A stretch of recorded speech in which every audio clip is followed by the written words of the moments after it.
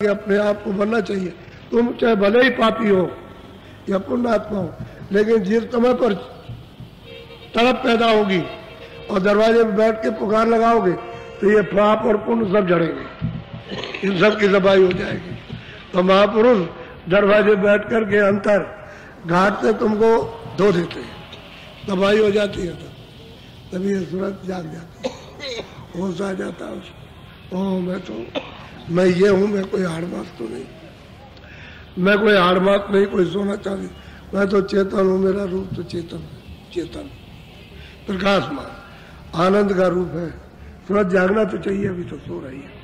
और मनुष्य रूपी मंदिर में ही बैठ के जगेगा, दूसरा तो कोई रास्ता है नहीं। इसलिए आप कल 22 तारीख थी, 18 से 22 तक का कार्यक्रम था। इतने दिन के लिए समय बचा के आए थे तो 2 दिन पहले आए, कोई आ गया 15 को, कोई 16 को आया, कोई 17 को, और 18 से और 23 तारीख को हो गई। तो एक आध दिन देर लगती है, एक आध दिन 2 दिन जल्दी आते हो तो हो जाता है आपका कम से कम 8-9 दिन तो वैसे भी हो जाते हैं साधारण रूप से। तो ये सत्संग आपको पूरा मिला, इस खुराक को बराबर हमेशा लेते रहो। ये असल में सही भोजन भोजन है। जब ये खुराक न मिले तो तड़प पैदा होना चाहिए कि मिलना चाहिए। सत्संग असली चीज है। आए, खुराक ले गए, चले गए, जब भूलने लगे तो फिर आए, फिर खुराक ली, फिर चले गए, फिर जब भूलने लगे तो फिर आए। ऐसे ही अपने को बराबर आना और जाना, जाग जाओगे। ऐसे में तो निशाना पर आ जाते हो, इसी तरह से तो तड़प पैदा हो जाती है, फिर कुछ अच्छा नहीं लगता।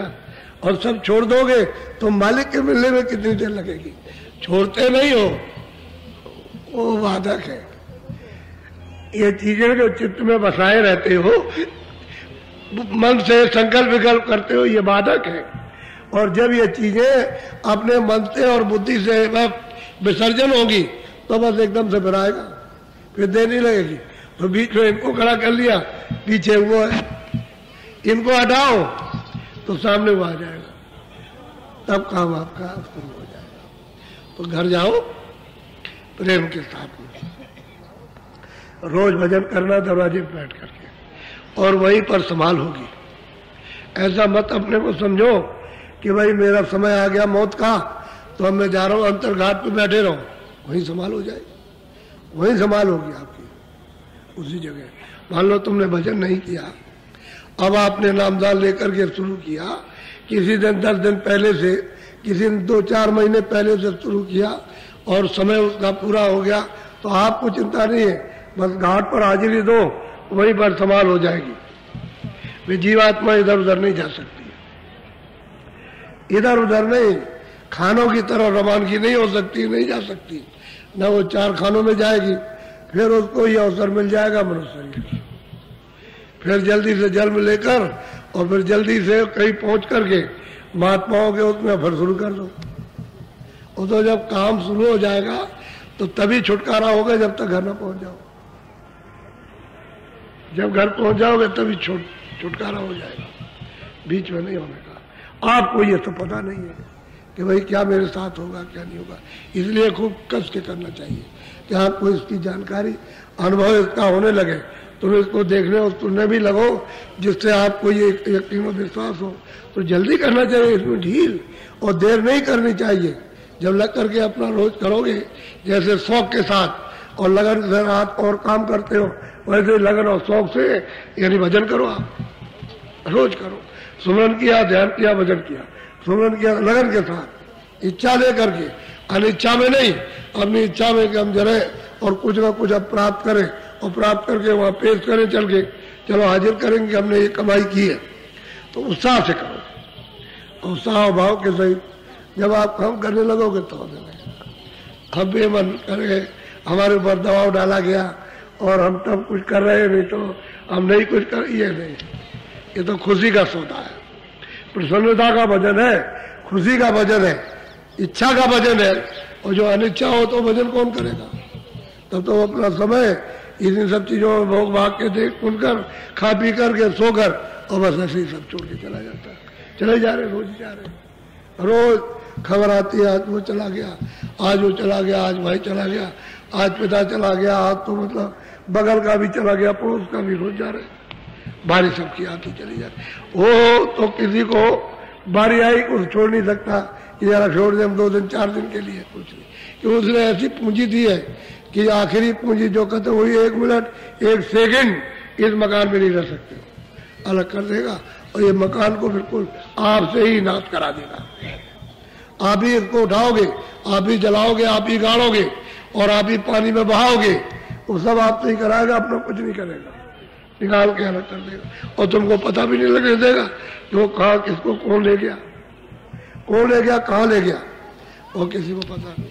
और महात्माओं ने जब जानकारी की, जब मालूम किया कि भाई इधर से जाते हैं तो उधर इनका सबका क्या होता है, तब आकर के आपको बताया कि अरे भाई उधर तो बड़ा बुरा हाल हो रहा। अब क्या बताया जाए कि तुम लोगों को तो उसका ज्ञान है नहीं है और सुनते भी किसी की बात नहीं हो, तुम सब खड्डे में जा रहे हो, लौट के निकल नहीं आ सकते। तब कोई जानता नहीं, सोते रहते हैं ऐसे ही। तो हम इसलिए बैठ गए, कल भी बैठ गए थे, जाने का समय था कि बहुत लोग जाएंगे तो 15 मिनट पहले चलो इनको कुछ सुना दें। और आज भी है कि जाने का समय बहुत लोग गए, बहुत चले गए, फिर भी अभी काफ़ी लोग हैं, कम नहीं है, बहुत है। लेकिन हाँ, आपकी संख्या आपकी मतलब यह है कि होली से, यानी पहले भी होली हुई है लेकिन सबसे ज़्यादा, होलियों से ज़्यादा संख्या रही है। अब धीरे धीरे धीरे धीरे ये बढ़ती ही चली जा रही है, बहुत बढ़ जाएगी। अभी आप देखिएगा थोड़े दिन के बाद ये संख्या कितनी बढ़ती है। जगह आपको आस पास इधर उधर गाँव में नहीं मिलेगी जगह, ऐसी दशा हो जाएगी इसकी। तो समय आ रहा है धीरे धीरे धीरे धीरे। तो प्रेम के साथ एकदम से अपनी इच्छा लेकर के और पुकार करते हुए जाओ, और घर में जो जिम्मेदारी दी है, बाल बच्चों की, घर वालों की सेवा आदान प्रदान की, तो सेवा कर लो। आए गए का कोई सत्कार जिस तरह से ये सब करते हो वैसे से हाँ तुम सेवा इसके लिए भी करो। भाई वो भी यही करते हो कि खुश हो जाए, हमारी सेवा से खुश हो जाए, तो हमारे काम से मालिक खुश हो जाए, समझ गए। तो मतलब है कि जब ध्यान भजन बैठोगे तो उसका काम होगा, वो तुम्हारे काम से, तुम्हारी सेवा से खुश हो जाएगा। जिस तरह से ये लोग, और अगर रिश्तेदार किसी का आप में, उसका मतलब है कि स्वागत सत्कार नहीं करना, नाराज हो जाए कि ऐसा रिश्तेदार मेरा कुछ भी नहीं पूछता और कुछ सेवा भी नहीं करता, घर वाले भी नाराज हो जाते हैं। तो काम काज अपना जो है वो लौकिक अपना क्यों अपना उलझन में डालो कि मन खराब करो, उसका भी मन खराब हो तो कर दो। चतुर आदमी कर देते और उससे छुटकी मिल जाती है उससे। फिर ये काम करते हैं कि चलो भाई हमारे काम से, हमारी सेवा से मालिक खुश हो जाए, तो दरवाजे में बैठ करके फिर उसकी सेवा कर लो।